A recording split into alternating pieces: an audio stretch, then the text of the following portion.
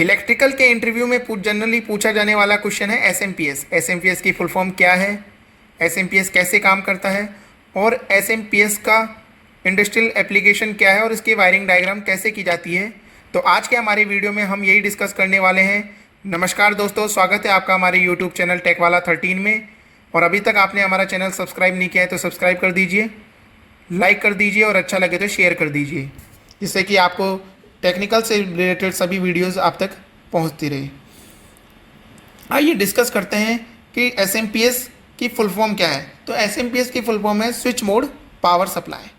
Basically SMPS एक rectifier है जो कि एसी पावर को डीसी पावर में कन्वर्ट करता है। अब एसी पावर को डीसी पावर में कन्वर्ट करने के लिए हमारे पास में डायोड्स का यूज में लेते हैं जो कि रेक्टिफिकेशन का काम करते हैं।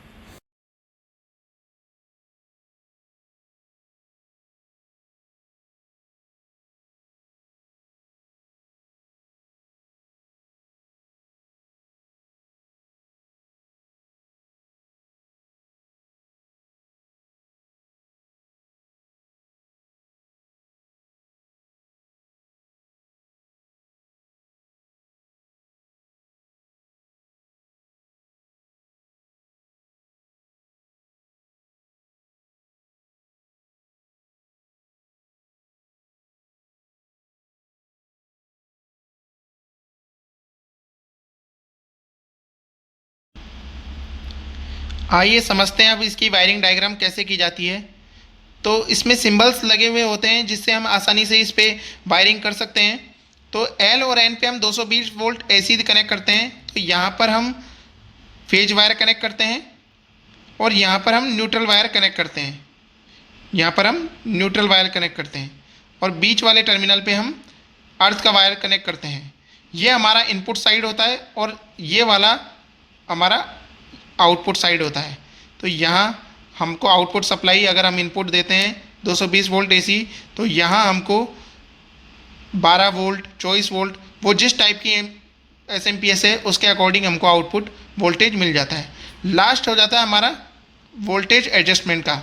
अगर मान लीजिए 12 वोल्ट की सप्लाई है और हमको रिक्वायरमेंट जो है वो कम वोल्टेज की है, तो हम अपने रिक्वायरमेंट के अकॉर्डिंग यहाँ पर इस टर्मिनल से हम उसको एडजस्ट कर सकते हैं, वोल्टेज एडजस्ट कर सकते हैं। अगर इस एसएमपीएस की बात करूं तो ये जो मॉडल है 12 वोल्ट 60 वाट का है। तो इसकी जो वोल्टेज कैपेसिटी 60 वोल्ट है और एसी इनपुट 110 से 220 वोल्ट और डीसी आउटपुट 12 वोल्ट 5 एम्पियर का ये लोड कैरी कर सकता है।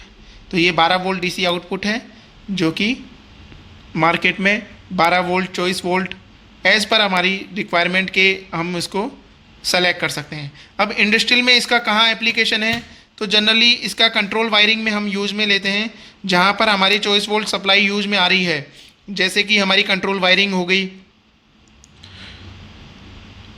और 24 के जितने भी इक्विपमेंट एप्लीकेशंस हैं जो इंडिकेटर हो गए या फिर कंट्रोलिंग हो गई, उसमें हम एसएमपीएस का यूज में लेते हैं।